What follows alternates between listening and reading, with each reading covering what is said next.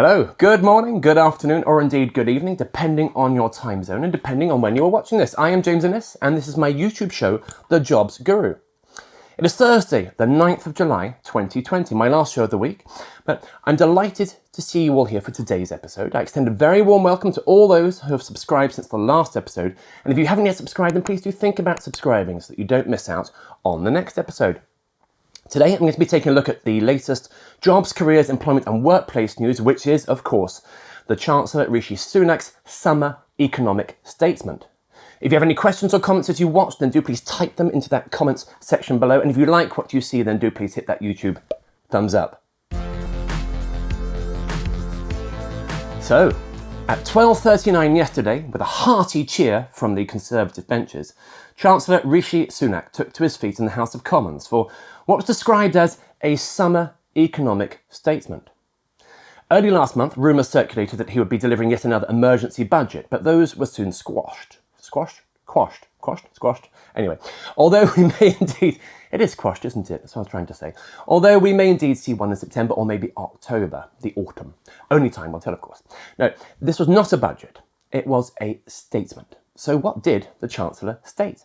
Well, as expected, he focused significantly on jobs, and he announced a number of schemes designed to try to prevent unemployment from spiralling in the coming months. Clearly, it won't be possible to save every job, but the Chancellor did say that he would not accept that high levels of unemployment were inevitable. I admire his optimism, but with the benefits claimant count on course to top 3 million people in June, the highest level since 1986, is he being realistic? Anyway, he started by emphasising that he wants to create green jobs. His precise words, this is going to be a green recovery. He announced a £2 billion green homes grant under which homeowners and landlords will be able to apply for vouchers to make their homes more energy efficient and create local jobs.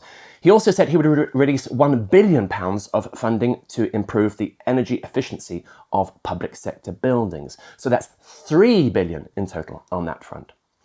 He went on to announce an immediate holiday on stamp duty on the first $500,000 of all property sales in England and Northern Ireland to run until March 31st next year. This is obviously good news for estate agents, although some have pointed out that what they could really do with are more first-time buyer-friendly mortgages. Chancellor went on to say that he would cut VAT from 20% all the way down to 5% for the particularly badly hit hospitality and tourism sectors from July the 15th, next week, until January the 12th next year, to be precise. He said he wanted to see pubs, restaurants, cafes and B&Bs bustling again.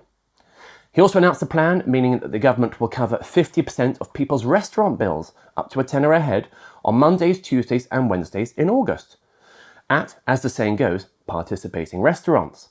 That one raised a few eyebrows, including mine, especially when he labelled the scheme Eat Out to Help Out. Though yes, I can see the rationale behind it, Then came even bigger news, if you can call it news, given that it had been leaked well in advance. But he said, we can do more for young people, and announced that the government will pay employers £1,000 to take on new trainees and offer companies £2,000 each to encourage them to hire apprentices. He then concluded with the biggest news, the rabbit out of the hat, the jobs retention bonus, under which the government will pay a £1,000 bonus to businesses for each furloughed person brought back and employed through to January, a policy which could cost the country over £9 billion. If you stand by your workers, we will stand by you, said the Chancellor. Great, but how can the government ensure that money from the retention bonus will not go to employers who were already planning to bring workers back to work? Well, can't. And what about those companies who are unable to operate despite the bonus? You can't please everybody, obviously.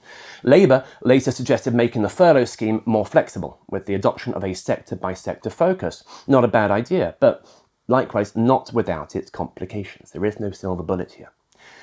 The precise words of the Shadow Chancellor were, the Chancellor still needs to abandon his one-size-fits-all approach to withdrawing the job retention and self-employed schemes. And she went on to say that the money spent on furlough must not serve merely to postpone unemployment, which is a good point. Anyway, this jobs retention bonus does now at least give employers a well-defined choice. Are you prepared to pay, in respect of your furloughed staff, 5% in August, 15% in September, 24% in October, plus £1,560 in each of November and December, in order to get a £1,000 bonus in January. And how long is a piece of string? Yes, sorry, I'm being facetious because it all depends on demand, doesn't it? And that remains highly unpredictable. So the choice might be clear, but for most employers, it's probably far from clear which choice to make. Yes, this new jobs retention bonus might help encourage some employers to hold back on making significant redundancies whilst they wait to see what happens next. But there are plenty of employers who do not have the luxury of time and who are already fighting for their very survival. Trade union leader Frances O'Grady, I've quoted her many times before, I do like her style, even though I don't fully agree with her politics. She described the scheme as a little tinkering around the edges. Well, perhaps a little bit harsh. Dame Carolyn Fairbairn, Director General of the CBI, the Confederation of British Industry, I've quoted her before too, she said, "Prevention is better than cure. Many viable firms are facing maximum jeopardy right now. With nearly 70% of firms running low on cash and 3 in 4 reporting lack of demand, more immediate direct support for firms and grants to further business rates relief is still urgently needed." Labour's immediate reaction to the Chancellor's whole announcement was, of course, to accuse the Chancellor of putting off many big decisions until later in the year. They are of the opinion that he should have announced a full back-to-work budget, as indeed was initially rumoured. Predictable criticism, understandable criticism. And then there's news this morning that Burger King may permanently shut up to 10% of its restaurants, with 1,600 jobs at risk despite yesterday's statement.